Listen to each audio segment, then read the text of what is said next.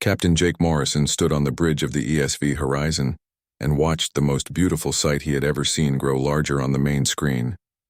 Nexus Prime stretched before them like a glowing jewel against the black of space, its surface covered with cities that sparkled with lights from 100 different worlds. The massive space stations that orbited the planet looked like floating cities themselves, each one bigger than anything humanity had ever built. "First contact protocols are ready, sir," said Commander Ryan Brooks from his station near the weapons console. The military man kept his hand near the controls even though they all knew their small ship could not fight anything. In this system, if things went wrong, Dr. Lisa Carter looked up from her science station with excitement in her eyes. "The energy readings are incredible, Jake. Some of these structures are using power sources we cannot even understand yet. This is going to change everything for our people back home." Ambassador Nicole Walsh smoothed down her formal diplomatic robes and checked her translation device one more time. "Remember, everyone, we represent all of humanity today. Every word we say and every action we take will shape how they see our entire species for generations to come." Jake nodded and gave the order to open communications with the Confederation Traffic Control.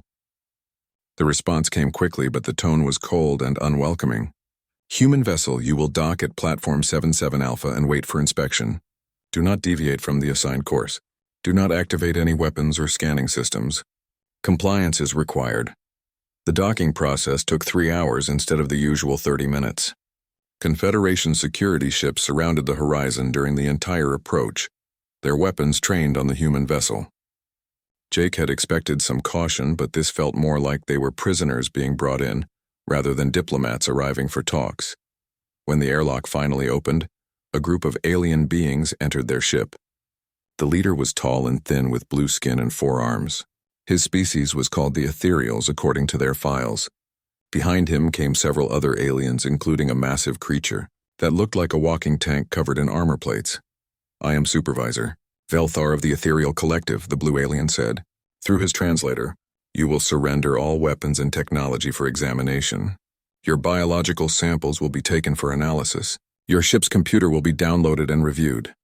Nicole stepped forward with her diplomatic credentials. "Supervisor, we are here as representatives of Earth under standard diplomatic protocols.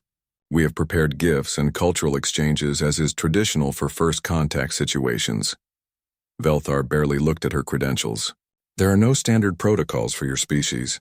The Confederation Council has not yet decided if humans qualify as a civilized race. You will follow instructions or be returned to your system immediately." The inspection process was humiliating. Every piece of equipment was examined and many items were confiscated. The aliens took samples of food, clothing, and even hair from each team member. They downloaded every file from the ship's computer and questioned each human about their history, culture, and technology. After 6 hours, they were finally allowed to leave their ship and enter Nexus Prime proper. The first thing Jake noticed was how the other species moved away from them as they walked through the corridors. Conversation stopped when they approached. Some aliens pointed at them and made sounds that their translators could not convert. The quarters they were given were in the oldest part of the station, far from the diplomatic areas where other species stayed. The rooms were clean but basic, clearly meant for temporary visitors rather than important guests. There were no welcome ceremonies, no cultural exchanges, and no friendly meetings with other diplomatic teams.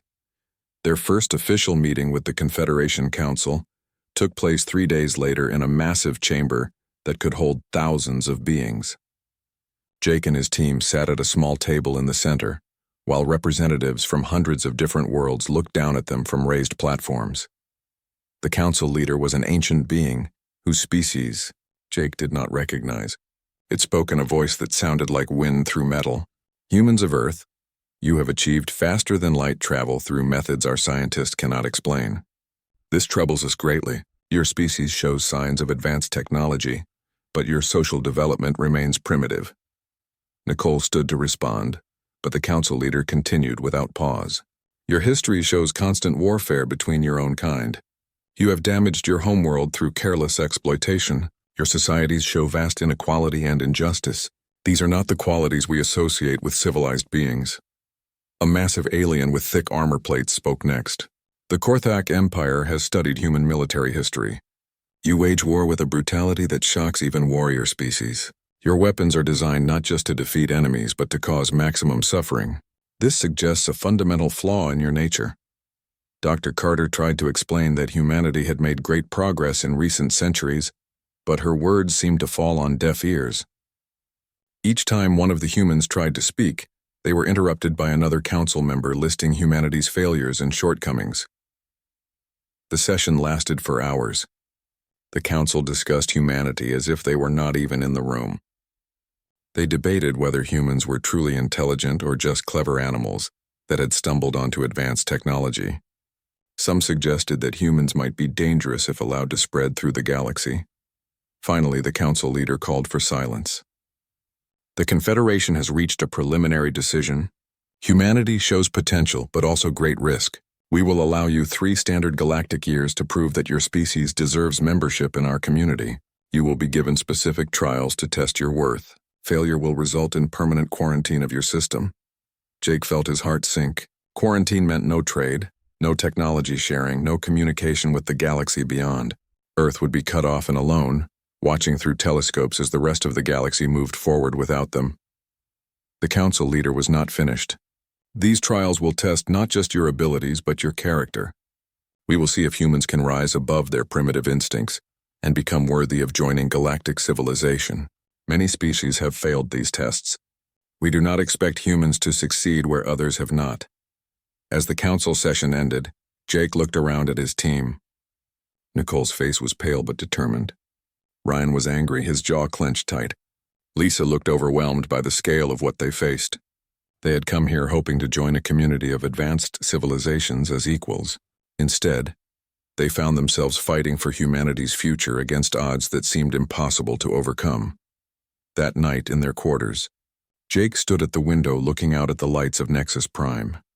Somewhere out there were nearly 1,000 different species, each with their own history, culture, and achievements. Most of them now saw humanity as unworthy upstarts who needed to be tested like children before they could sit at the adult table. The weight of responsibility felt crushing. The decisions he and his team made over the next 3 years would determine whether humanity joined the galactic community or remained forever isolated on the edge of known space. They were no longer just explorers or diplomats. They had become champions for their entire species, carrying the hopes and dreams of 8 billion people on their shoulders. Jake Morrison closed his eyes and made a silent promise to everyone back on Earth. Whatever these trials demanded, whatever impossible tasks the Confederation set before them, humanity would not give up. They would prove their worth not by abandoning what made them human, but by showing the galaxy that their unique perspective had value. The real test was just beginning. The message came at dawn on the 4th day of their stay at Nexus Prime. Jake Morrison read it twice before calling his team together in their small conference room. The Confederation had decided on humanity's first trial, and it was worse than anything they had imagined. Verdania 3, Dr. Lisa Carter said softly, as she reviewed the data files they had been given. The planet has been dying for over 200 years. 12 different species have tried to save it and all of them failed. They want us to succeed where everyone else could not. Engineer Pete Davis had arrived just 2 days earlier on the supply ship from Earth, bringing with him equipment and supplies that the Confederation had finally agreed to allow. He studied the planetary data with the focused intensity that made him one of Earth's best problem solvers. The ecosystem is collapsing, but nobody can figure out why. The soil chemistry is wrong. The weather patterns are chaotic, and the plant life is dying faster than it can reproduce. Ambassador Nicole Walsh looked grim as she read through the political implications. This is not really about saving a planet. This is about proving we can do something that advanced civilizations could not do. If we fail, they will say it proves humans are not ready for galactic society. Commander Ryan Brooks was more direct. They are setting us up to fail. Give the primitive humans an impossible task and then act surprised when they cannot solve it. Dr. Amy Johnson, the team's psychologist and cultural expert, had been studying the alien approach to problem solving since their arrival. I think that might actually work in our favor, Ryan. Every species that tried to fix Verdania III approached it the same way. They identified the most obvious problem and focused all their resources on solving that one issue. When that did not work, they tried the next most obvious problem. Jake looked at the planetary surveys that stretched back 2 centuries. The ethereal collective had tried to fix the atmosphere. The Korthak Empire had attempted to repair the soil. The crystalline hegemony had worked to restore the water cycle. Each effort had been technically perfect and logically sound, but none had worked. What if the problem is not any single thing? Lisa asked as she cross-referenced the different approaches. What if everything is connected in ways that linear thinking cannot see? Pete Davis was already pulling up simulation software on his portable computer. On Earth, we learned that ecosystems are like spider webs. Pull one thread and the whole structure changes. Maybe alien civilizations are too specialized to see the bigger picture. The team requested permission to visit Verdania 3 immediately. The Confederation granted their request with what seemed like amused tolerance. Supervisor Velthar made it clear that they expected the humans to fail quickly and return to Nexus Prime ready to accept their limitations. The journey to Verdania III took 6 days aboard a Confederation transport ship. The crew treated the humans with polite indifference, making it clear that they were ferrying them to what everyone expected to be an embarrassing failure. Only the ship's medic, a plant-like being named Threnoak, showed any real interest in talking with them.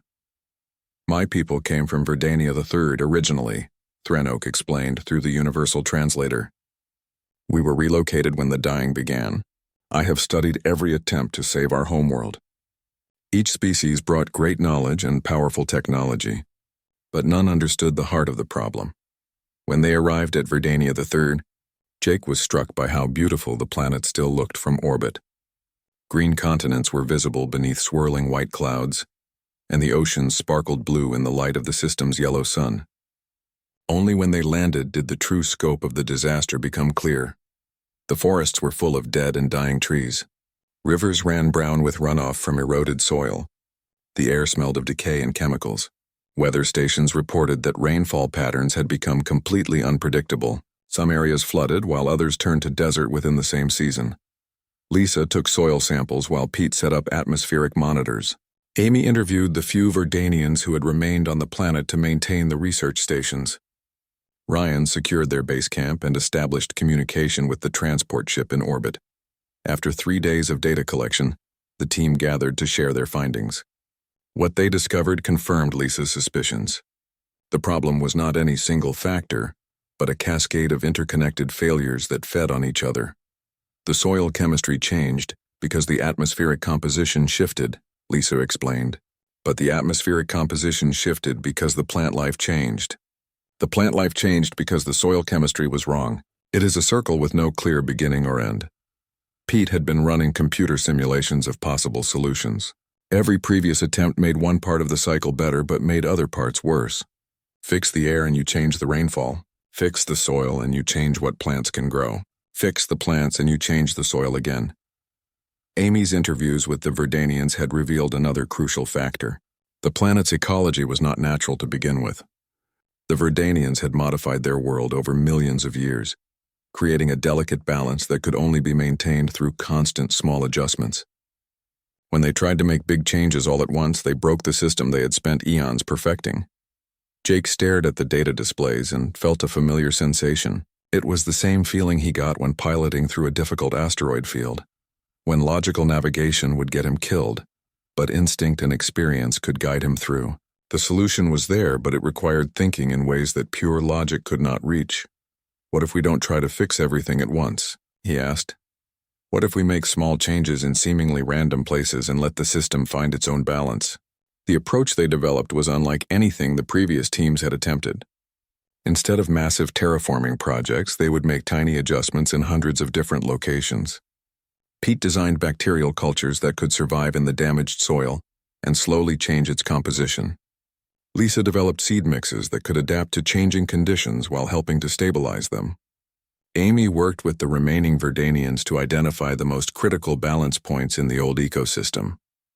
The real breakthrough came when Sergeant Alex Turner arrived with the second supply ship.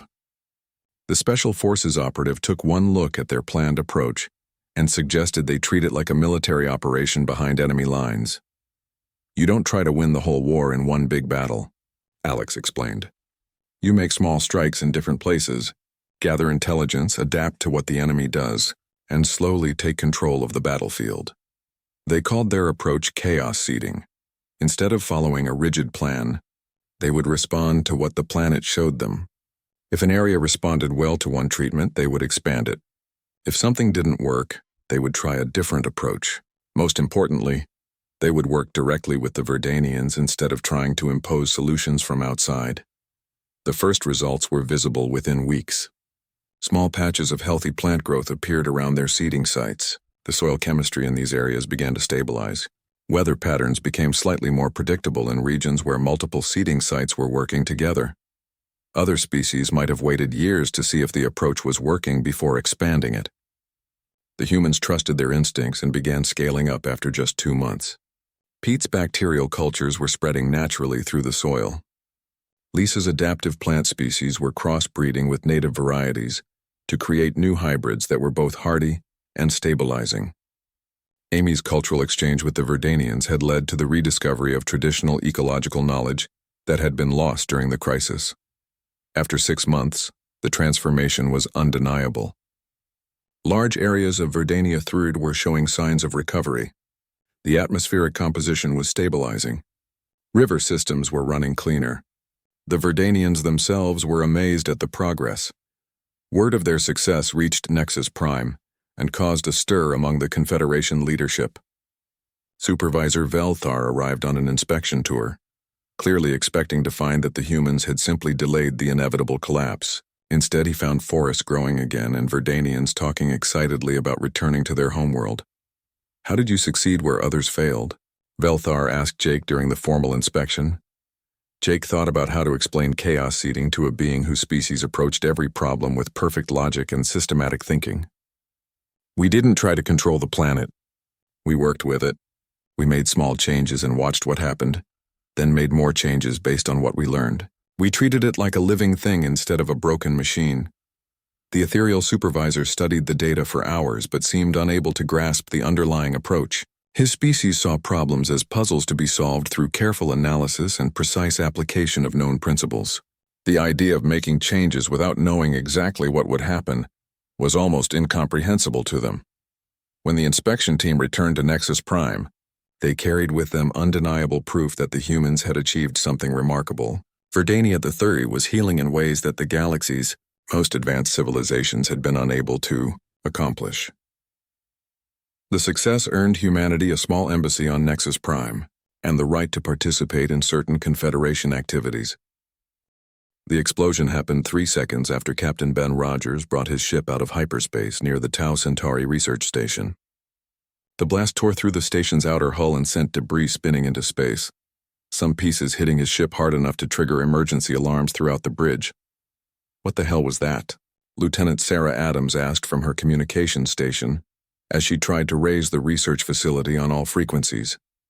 Dr. Kevin Murphy was already analyzing the sensor data when his face went pale. "Ben, the explosion pattern matches human plasma torpedo signatures. Someone is going to think we did this." Rogers had been commanding starships for only 2 years, but he understood immediately what this meant. The research station had been investigating new agricultural techniques that could help feed the growing populations on frontier worlds. It was exactly the kind of peaceful scientific work that was supposed to prove humanity's good intentions to the Confederation. "Sarah, get me a direct link to Nexus Prime immediately. Kevin, I want every sensor recording from the last 10 minutes copied and sealed in our secure storage. Nobody accesses that data without my direct authorization." The response from Confederation security came faster than Rogers had expected.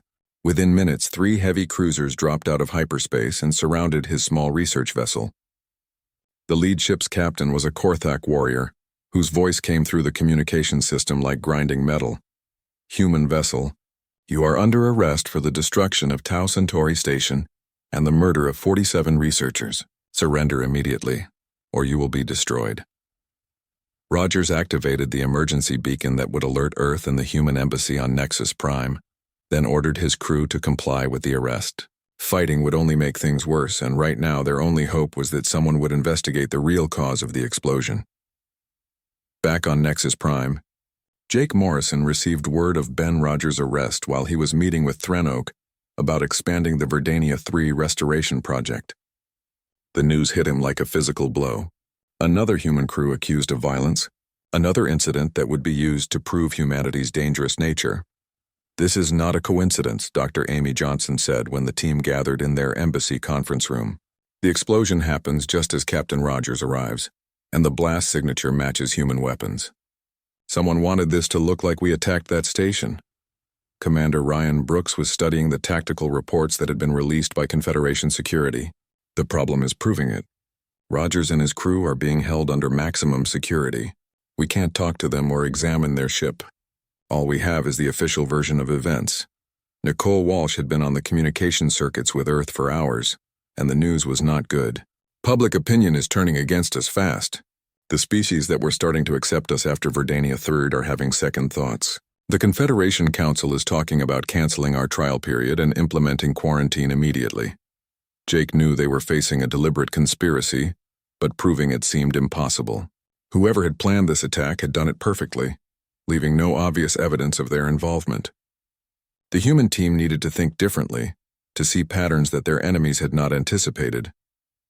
"Amy, you've been studying how different species approach problems," Jake said. "If someone wanted to frame humans for an attack, how would they do it?" Dr. Johnson pulled up her files on Confederation species psychology. Most advanced species think in very linear ways. They would plan everything in advance, make sure every detail was perfect, and execute the plan exactly as designed. They would also assume that investigators would follow standard procedures and look for standard evidence. Lisa Carter had been quiet during the discussion, but now she spoke up. "What if we don't follow standard procedures? What if we look for things that a logical, systematic mind wouldn't think to hide?" The investigation they planned was unlike anything Confederation security had ever seen. Instead of focusing on the obvious evidence, they looked for tiny inconsistencies and random details that didn't quite fit the official story. Amy studied the psychological profiles of everyone involved, looking for behavior patterns that seemed wrong. Lisa analyzed the debris field using chaos mathematics, searching for explosion patterns that didn't match the supposed cause. The breakthrough came from Pete Davis, who had arrived from Verdania III to help with the crisis. He was analyzing the sensor recordings from nearby ships when he noticed something odd about the hyperspace signatures in the area. "Look at this," Pete said, projecting the data onto the main screen. 3 ships dropped out of hyperspace near the station in the hour before Captain Rogers arrived. All 3 had their transponders turned off, which is illegal in that system. But here's the interesting part. The hyperspace signatures show they were using crystalline hegemony drive systems. Jake felt the familiar sensation of pieces falling into place. The crystalline hegemony was the most powerful faction among those who opposed human membership in the Confederation. They had the technology to fake human weapon signatures and the political influence to ensure the investigation would not look too closely at their involvement. "Can we prove it?" Nicole asked. Pete was already working on that problem. "The drive signatures leave traces in subspace that last for several days. If I can get close enough to the area with the right sensors, I can map exactly where those ships went and when they left." The problem was that the area around Tau Centauri was under Confederation security lockdown. No unauthorized ships were allowed anywhere near the station wreckage. Getting Pete close enough to collect the evidence would require breaking several laws and risking arrest. "I'll do it," said Sergeant Alex Turner, who had returned from Verdania III with Pete. "Give me a small ship and the sensor equipment. I can get in and out without being detected." Jake shook his head. "Too risky, Alex. If you're caught, it proves we're up to something suspicious and makes everything worse."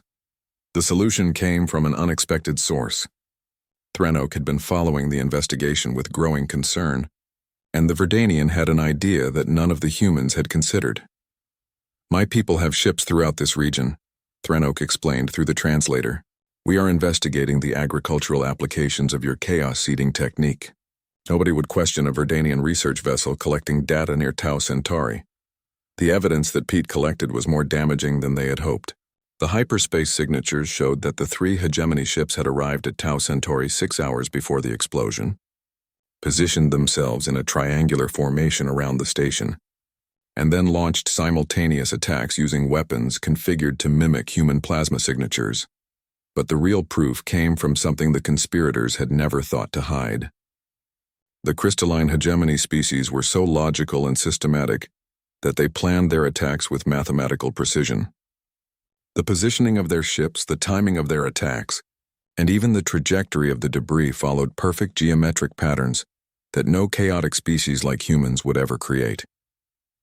They planned it too well, Amy realized as she studied the attack pattern. Humans making a real attack would never be this systematic. We would improvise, make mistakes, leave random elements all through our actions. This attack was planned by minds that think in pure logic and mathematical relationships. Presenting the evidence to the Confederation Council was a tense affair. The hegemony representatives denied everything and demanded that the human evidence be dismissed as fabrications. They argued that primitive humans could not possibly have uncovered a conspiracy that advanced security services had missed. Jake stood before the assembled representatives and made the case for humanity in terms they could understand. The evidence shows mathematical patterns that human minds could not create and would not think to fake. We discovered this conspiracy not through advanced technology, but through our chaotic way of thinking. We looked for random details that logical minds would ignore. The debate that followed split the Confederation down the middle. Some species were convinced by the evidence and appalled that the hegemony would resort to such tactics. Others remained suspicious of humanity and suggested that the whole investigation was an elaborate human deception. The turning point came when Captain Ben Rogers was finally allowed to present his own testimony. The young commander had spent weeks in detention analyzing everything he had observed during the incident. His account was detailed, honest, and completely consistent with the evidence Pete had collected. "I know how this looks," Rogers told the council. "My ship arrived just as the explosion happened, and it was easy to blame us. But the sensor data doesn't lie. Those ships were already there when I came out of hyperspace. They attacked the station and then disappeared before anyone could track them. When the final vote was taken, humanity was cleared of all charges by a narrow margin. The hegemony's conspiracy was officially condemned, though no individual members faced punishment due to lack of direct proof of their involvement. The victory was important, but Jake knew it came at a cost. Humanity now had powerful enemies who would not forgive being exposed and humiliated. The first reports came from the Outer Rim territories, so far from galactic civilization that most Confederation members dismissed them as sensor errors or colonial panic. Long-range scouts reported entire star systems going dark, their planets and stations simply vanishing from all communication and sensor contact. Admiral Chris Logan was reviewing fleet deployment reports on Nexus Prime when the emergency session was called. The Confederation's top military commanders gathered in the Great War Room while data streams showed the impossible scope of what they were facing. 17 systems have gone silent in the past month, reported General Corthane of the Korthek Empire, his armored form towering over the display table. Our fastest ships reached 3 of the affected areas and found nothing. No planets, no debris, no radiation signatures, just empty space where worlds used to exist. Captain Tony Garcia had arrived from Earth only days earlier, with a squadron of the newest human fighters. He studied the tactical displays with the eye of someone who had spent years flying combat missions in the dangerous frontier regions beyond human space. "Whatever is doing this moves fast and leaves no trace," Tony observed. "That suggests either technology far beyond anything we understand, or something that operates by completely different rules than normal matter." The debate among the Confederation military leaders followed predictable patterns. The Ethereal Collective wanted to gather more data before taking action.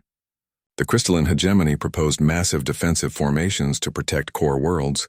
The warrior species argued for immediate offensive operations to find and destroy the threat.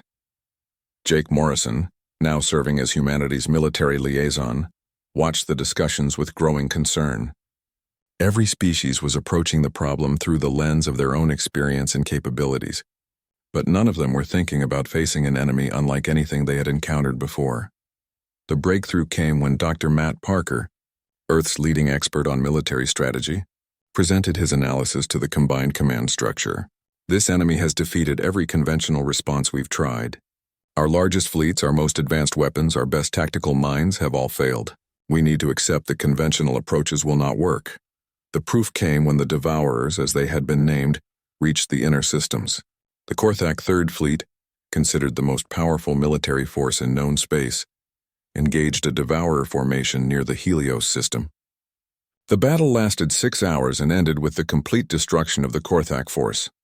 They anticipated every move we made, the sole surviving ship captain reported. Our battle computers calculated optimal firing solutions, and the enemy ships were already moving to avoid them. Our tactical formations were countered before we could even complete them. It was like fighting an enemy that could predict our every thought. Admiral Logan realized what they were facing. The Devourers aren't just technologically advanced. They're operating with some kind of collective intelligence that can analyze our behavioral patterns and predict our responses. Every time we use standard military doctrine, we become predictable. The Confederation's greatest military minds were stumped. Their entire approach to warfare was based on logical analysis, systematic planning, and coordinated execution. These principles had served them well for thousands of years, but they made their forces completely predictable to an enemy with sufficient analytical capability. Jake saw an opportunity that could change everything for humanity's standing in the Confederation. What if unpredictability is exactly what we need? What if the solution is not better planning but chaos and improvisation? The proposal Jake made to the Confederation Supreme Command was radical beyond anything they had considered. Instead of massive coordinated fleets, humanity would provide small independent units that operated with minimal central control. Each unit would be given broad objectives but complete freedom in how to achieve them. You're talking about military anarchy, General Corthane protested. How can we coordinate defenses when individual units are making decisions without central authority? Dr. Parker had anticipated this objection. Coordination is what makes us predictable. The Devourers can analyze our command structure and predict what orders will be given. But they can't predict what individual humans will do when they're operating on instinct and emotion. The first test of human chaos tactics came when the Devourers attacked the Vega system. Captain Garcia led a squadron of 12 human fighters against a Devourer formation that had already destroyed 2 Confederation battle groups. Instead of following standard fighter tactics, Garcia told his pilots to trust their instincts and react to whatever felt right in the moment. No predetermined attack patterns, no coordinated maneuvers, no predictable responses to enemy actions. The battle was unlike anything ever recorded in galactic military history. Human pilots made decisions that seemed random and irrational, but somehow worked together to create devastating attacks on the Devourer ships. They broke formation when logic said they should stay together, attacked when wisdom suggested retreat, and improvised tactics that no military academy would ever teach. The Devourers, for the first time since their arrival, seemed confused. Their collective intelligence could not process the chaotic human responses. Ships that should have been destroyed by precise defensive fire survived, because their pilots made irrational course changes at exactly the right moments.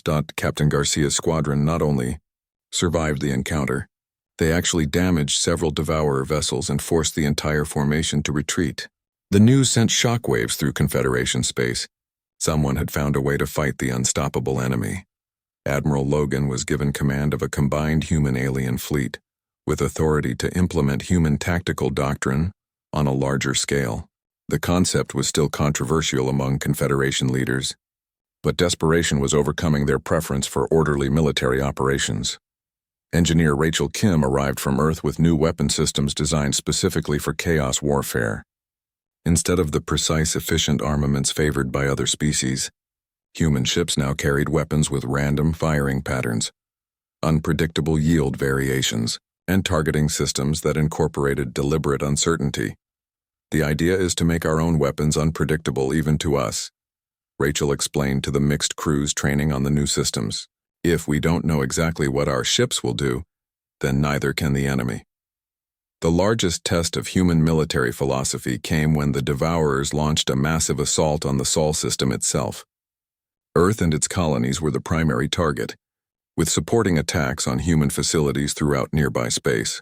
Admiral Logan deployed his forces using principles that horrified traditional military thinkers.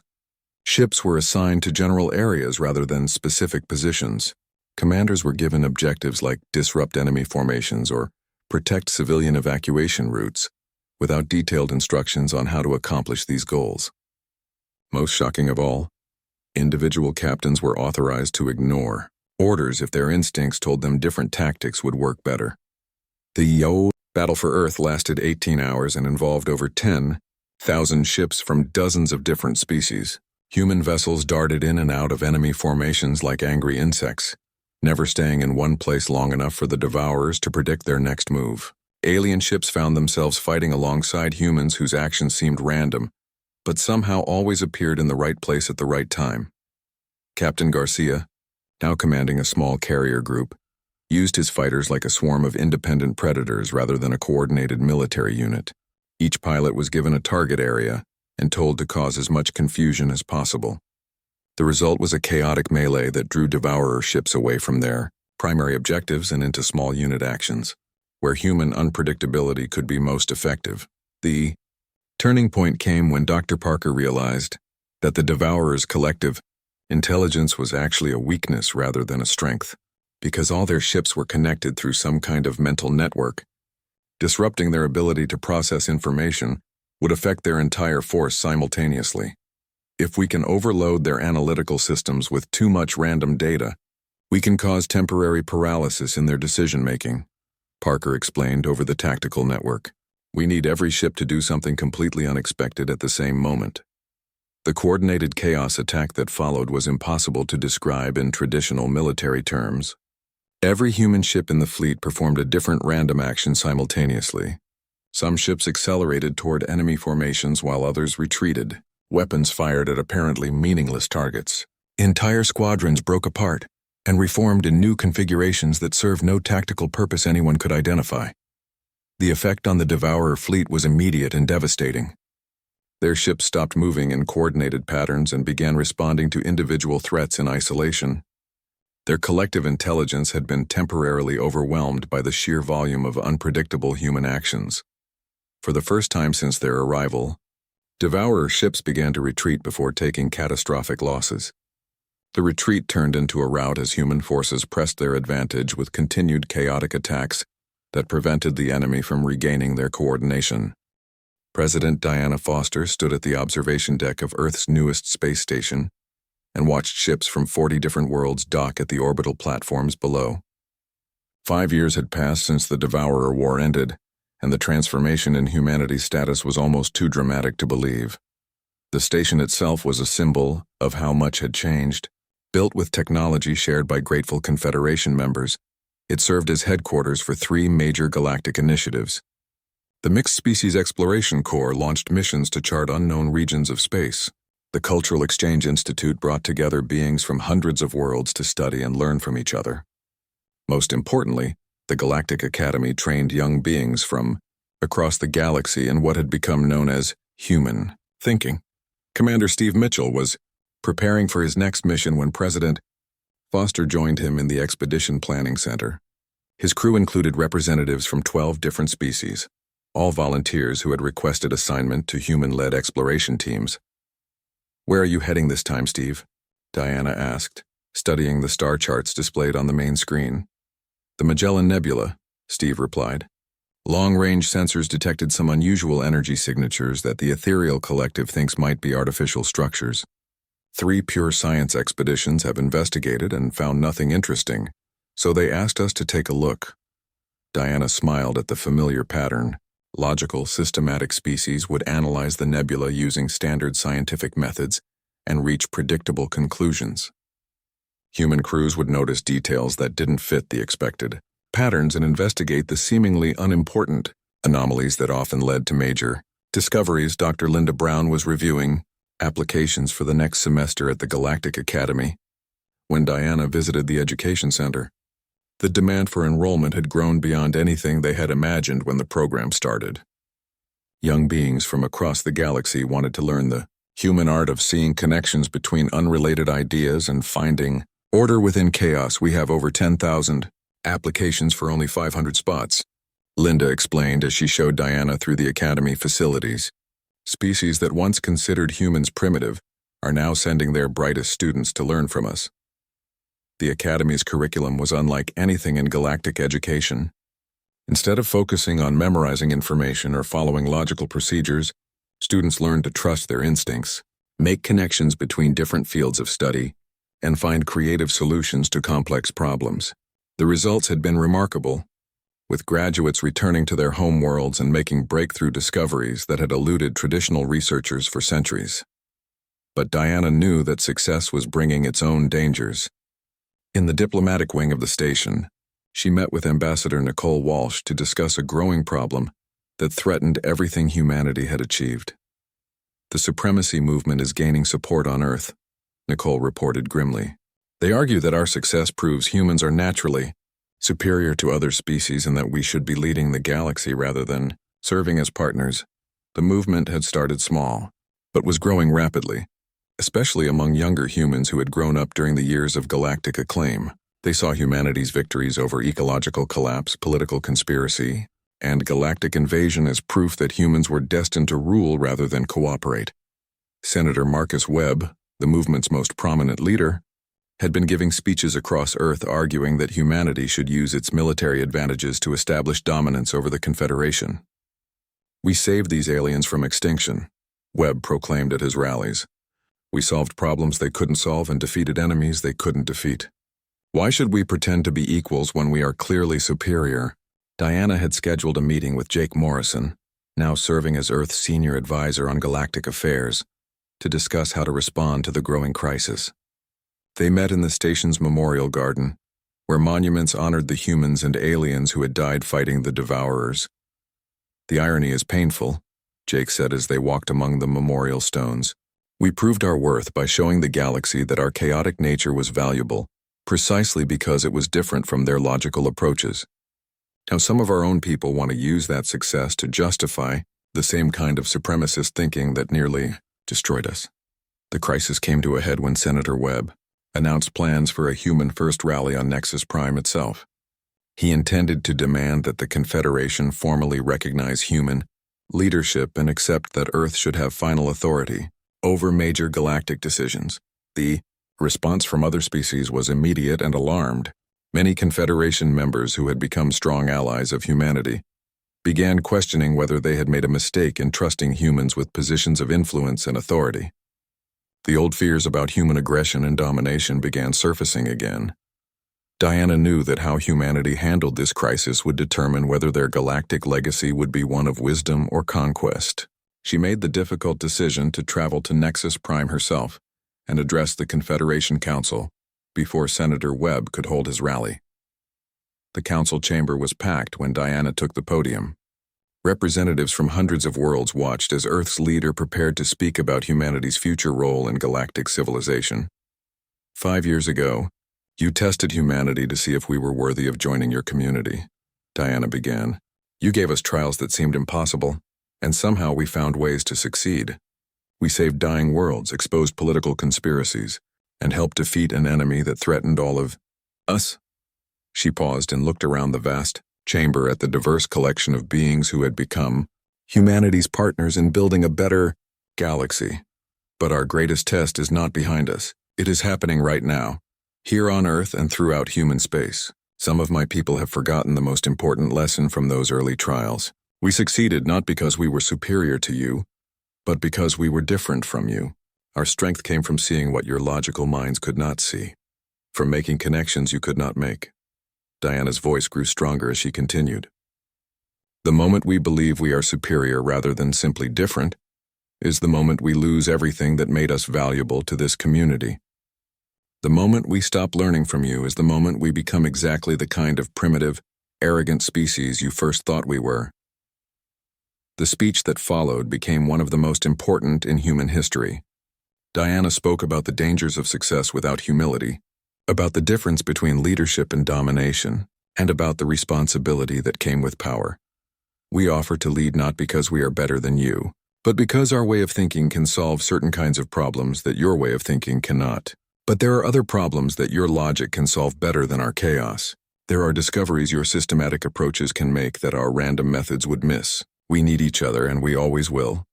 When Diana finished speaking, the council chamber was silent for a long moment. Then Supervisor Velthar of the Ethereal Collective, who had been humanity's harshest critic during their first arrival, stood to respond. President Foster speaks wisdom that many species have forgotten over the millennia, the blue-skinned alien said through his translator. Power corrupts most species eventually, turning their virtues into vices. If humanity can resist this temptation, then they will indeed prove worthy of the leadership role they have earned. The Confederation's response to Diana's speech was a formal resolution recognizing humanity as first among equals in galactic affairs, a position that carried great influence but also great responsibility. Humans would have significant input in major decisions, but always as part of a collaborative process that valued the contributions of all member species. The resolution helped undermine support for the supremacy movement, but Diana knew the real test would come from within humanity itself. She returned to Earth determined to show her people that true leadership meant service to something greater than themselves. The solution came from an unexpected source. Captain Jake Morrison, now in his 70s but still sharp and determined, proposed creating a new institution that would embody humanity's highest values while keeping them connected to their galactic partners. We need something that reminds every human generation why we succeeded and what we could lose if we forget those lessons. Jake explained to the Earth Council, "I propose we establish the Galactic Academy here on Earth as a permanent symbol of our commitment to learning and growing alongside our alien partners." The Galactic Academy became more than just an educational institution. It served as a living reminder that humanity's greatest strength was their ability to learn and adapt. Students from across the galaxy came to Earth to study human methods, but they also taught human students about their own unique perspectives and capabilities. Commander Steve Mitchell returned from the Magellan Nebula with news that perfectly illustrated why the Academy was so important. His mixed-species crew had discovered evidence of an ancient civilization that had collapsed due to exactly the kind of supremacist thinking that threatened humanity. They called themselves the First Empire. Steve reported to the combined Earth and Confederation leadership